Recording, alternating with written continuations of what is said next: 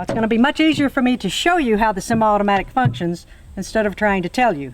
So let's go to the range. All right, Deb, we're here at the range. We're going to start off shooting the Smith & Wesson MMP Babes of Bullets signature gun. I have a set of high-vis sights on here that make the sights really stand out, which is always good. So let's start off getting that good grip and stance. Good high grip on the back, good. And of course a good high grip with both your weak hand and strong hand. That looks good. All right, when we go to load, right now we have the slide locked to the rear. Take the magazine in your weak hand, insert the magazine into the mag well. And you can see, let's point it just a little toward the camera, you can see the top round laying right here. When the slide goes forward, it will strip the round out of the magazine, put it into the chamber. The gun will then be loaded and ready to fire. Now there's two ways to do this. You can either just grab the rear of the slide, pull it to the rear and let go, or you can push down on the slide release. So I can do it like this. And now you're ready to go, and of course you're good. Your finger is straight outside of the trigger guard, and you are ready to fire. Well, let's put on our Howard Light air protection and shoot a few rounds. All right.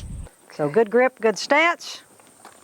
Now, the way the semi-automatic actually functions, when you pull the trigger, the cartridge is going to ignite, the bullet's going to exit the barrel, the slide will be forced to the rear. As the slide comes to the rear, an empty case will eject right here out of the ejection port. The slide will go back forward and load another round into the chamber, and you're ready for your next shot. Okay, nicely done.